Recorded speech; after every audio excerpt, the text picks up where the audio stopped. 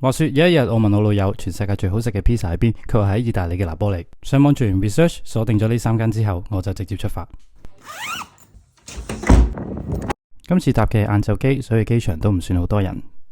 眨下眼就已經嚟到拿波里。由於去到已經入黑，一落機我就極速去將行李放喺住嘅地方，然後直接去第一間 pizza 鋪。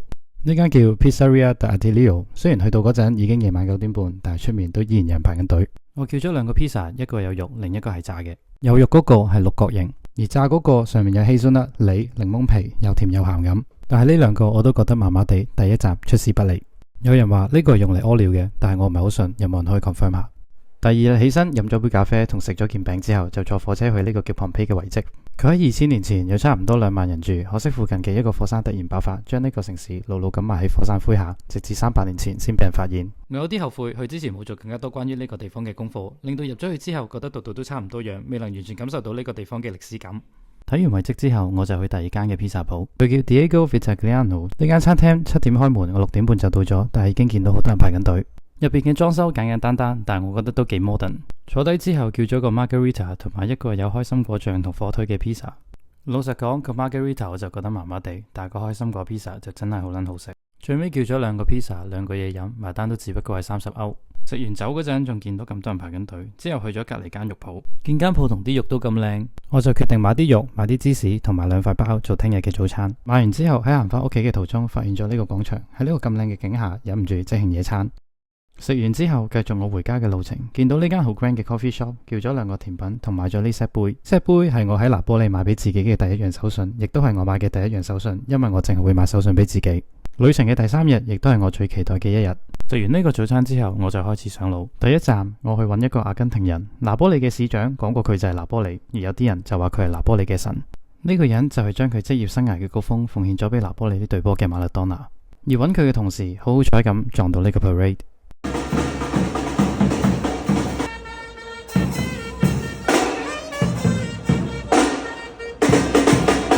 打完卡之後就去呢間米芝蓮推介嘅餐廳以日以圖。間餐廳叫 Di Martino， 叫咗一個蜆肉 linguine 同埋一個有 BBQ pulled pork 嘅 gnocchi。個 BBQ 個汁對我嚟講有啲太酸，但係總括嚟講都係十分好食。臨走前佢哋仲送咗盒餅俾我哋。落樓之後我就要急步趕去下一個地方，因為交通問題令到本身會早半個鐘到變到啱啱好。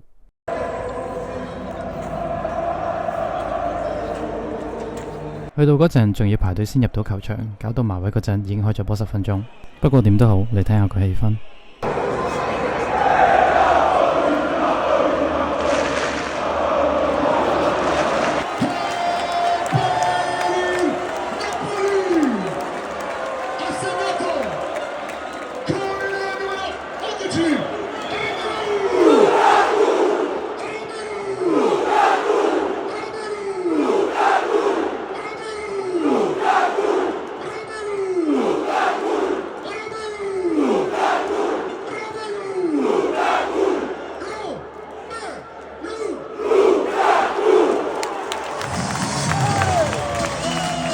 中場完咗之後，我搵唔翻個位，諗住求其喺樓梯嗰度睇埋下半場。點知突然之間有個警察拍我膊頭，我話咩事？原來佢想同我講，你阻住咗我睇波啊！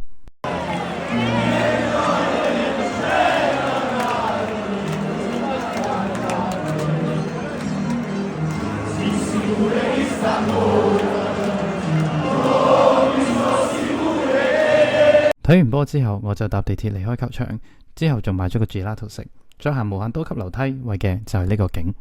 如果你哋細心啲睇，應該會見到羽田機場同成田機場。睇完靚景之後，我就去咗我老友介紹嘅呢間餐廳。佢點樣話個蜜汁 risotto 好好食，但係好可惜佢冇晒蜜汁，所以叫咗呢個海鮮 risotto 同埋一個沙律。今日係旅程嘅最後一日，起身就即刻去搭地鐵，再轉大巴，為嘅就係睇火山。冇錯，就係令到 Pompeii 變成 Pompeii 嘅火山。佢叫做 Fusifio， 一直向上行咗9個字，終於到山頂。如果你問我值唔值得咁早起身，行到腳仔都軟，我會答你行完咪值咯。